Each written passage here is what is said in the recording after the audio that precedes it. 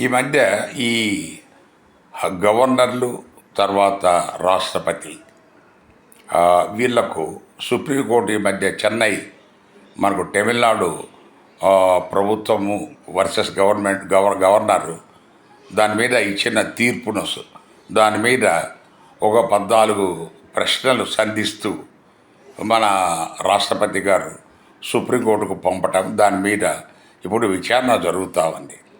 ఆ విచారణలో మనకు ఈ ప్రభుత్వం తరఫున ఈ సొలిసిటర్ జనరల్ వీళ్ళు తర్వాత వాళ్ళ ఆర్గ్యుమెంట్ ఏంటంటే రాజ్యాంగంలో ఎక్కడ ఒక కాల పరిమితి పెట్టలేదు కాబట్టి ఎంతకాలమైనా మేము పెట్టుకోవచ్చు. ఎలా సాధ్యం? మరి అలాంటప్పుడు మీరు 5 సంవత్సరాలు పెట్టుకొని దాని తర్వాత వాళ్ళు వెళ్ళిపోయినాక ఆ ప్రభుత్వం వెళ్ళిపోయి కొత్త ప్రభుత్వం వచ్చి నాకు చేస్తారా? అలా కాదు. దానికి డెఫినెట్గా కాలపరిమితి ఉండాలి. కాలపరిమితి అందులో ఒరిజినల్గా కాన్స్టిట్యూంట్ అసెంబ్లీలో వాళ్ళు ఒరిజినల్గా కాలపరిమితి పెట్టారు. దాన్ని వాళ్ళు ఒక గౌరవనీయమైన పదవులు వాళ్ళకు ఒక నిర్దిష్ట గడువు పెట్టడం గౌరవప్రదంగా ఉండదని ఆ రోజు ఇలాంటి గవర్నర్లు వస్తారని వాళ్ళకి తెలియదు.